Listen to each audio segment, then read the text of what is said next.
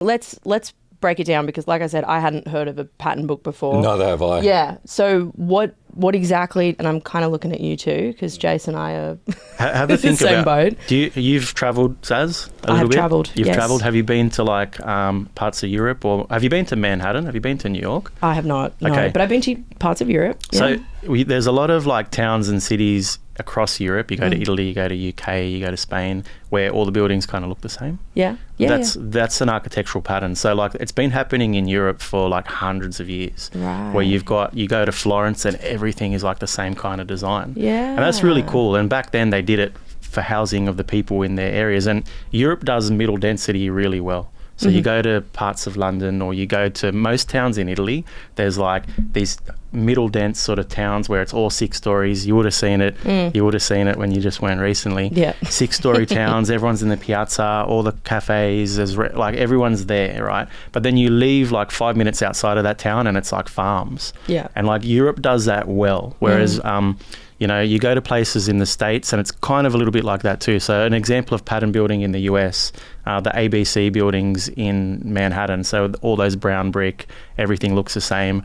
And that was done more recently, right? And that's more housing commission sort of style as well. So there's reasons to do it. And usually the reason is speed, right? Of course, yeah. But so what a pattern book would be is typically it can be, hey, there's X amount of full designs, or there's part designs. So, you know, a pattern book might say, hey, a stairwell should look like this. Here's an example stairwell that you can just sort of plonk in like a Tetris piece into your design. But what I think we're seeing with Chris Minns, according to their press release, is, so they're looking at obviously pattern books for middle density, so R2 zoned areas around Sydney, and there's probably about 32 councils around, you know, inner west, further out, down to the south, parts of the north as well, where there's R2 zoning for middle density. So that can be townhouses, terrace houses, you know, anything up to like 6-story apartment blocks. I think it's R3 and R4 as well. It does? Yeah, it can go up to R3 and R4, which is middle and higher density. Yep. So anything with 6 stories generally is in like an R4 zone. So what they might say, so they'll put it out to a design competition with international and Australian-based architects.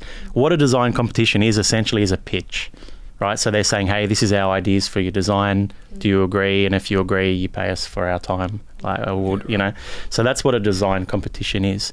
And what they want to have in this pattern book is, you know, 5 versions of each style. So there'll be 5 terraces, 5 3-story apartments, right. 5 6-story apartments, et cetera, et cetera.